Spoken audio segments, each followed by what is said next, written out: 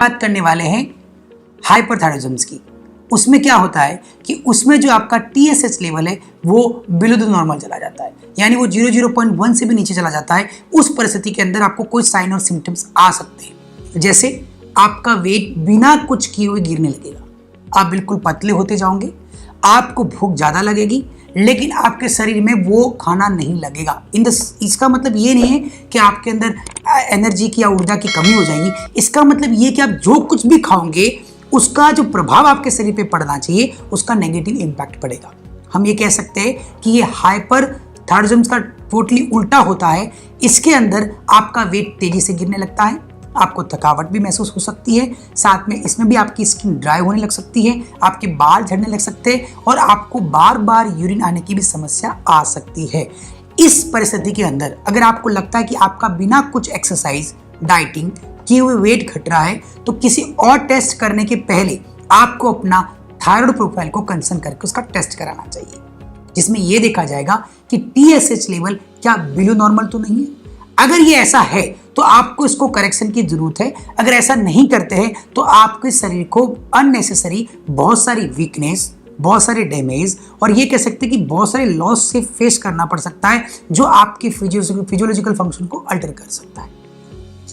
अगर आप आगे इन्वेस्टिगेशन की बात करते हैं तो एक परिस्थिति आती है हर्षिमोटो की। हर्षिमोटो क्या है कि बहुत सारे लोग इसको चेक करने से परहेज करते हैं या इनको पता नहीं चल पाता कि हमारे अंदर एक ऑटो इम्यून कॉम्प्लिकेशंस डेवलप हो रहा है जिसको हर्षिमोटो कहा जाता है, जिसमें आपको थायराइड एंटीबॉडी चेक कराने की जरूरत होती है। एक ऐसी परिस्थिति है जिसमें आपकी बॉडी ही आपके खिलाफ एक एंटीबॉडी डेवलप करती है जो आपके थायराइड फंक्शन को अल्टर कर सकती है। इसके अलावा अगर आप देखा जाए तो कई बार ऐसी परिस्थिति भी आती है जिसमें थायराइड ग्लैंड्स के अंदर कैंसर डेवलप हो सकता है, जिसको थायराइड कार्सिनोमा कहा जाता है। अगर आप अपने थायराइड के हार्मोन्स को कंट्रोल नहीं करते, आप उसका कंसर्न नहीं करते, आप उसका ट्रीटमेंट सही नहीं करते समय पर, तो ये हो सकता है कि लेटर ऑन डेवलप कर सकता है थायराइड कार्सिनोमा, जो थायराइड टॉक्सिसिटी का नेक्स्ट स्टेप है।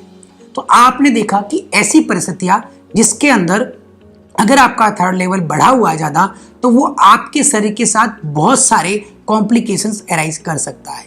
तो हम जब बात करने वाले हैं इसके मेन पार्ट की कि थायराइड के साथ में मेनली कॉम्प्लिकेशंस क्या क्या होते हैं। देखिए, अगर किसी का हाइपोथायरॉयडिज्म है तो उसके साथ उसका वेट का बढ़ना, PCOD का होना, PCOS का होना, हो सकता है उनका लिपिड भी बढ़ा हुआ हो, फैटी लिवर का बढ़ना या और तरह के कॉम्प्लिकेशन जैसे कि जॉइंट्स पेन, लेथार्जी, गिडीनेस, ऐसी चीजें हो सकती है। तो लेटर ऑन अगर आप हाइपरथायरॉयडिज्म की बात करेंगे तो मर्सीडीमा यानी कि शरीर के डिफरेंट ऑर्गन्स के अंदर डिसफंक्शन हो सकता है, साथ साथ में बहुत सारी जगहों पे आपको स्वेलिंग भी आ सकती है। एक तरह से कह सकते हैं कि जब आपका शरीर न्यूट्रिशन नहीं लेगा तो डेफिनेटली वो बहुत सारी कॉम्प्लिकेशंस के अंदर डेवलप अपने शरीर को करेगा।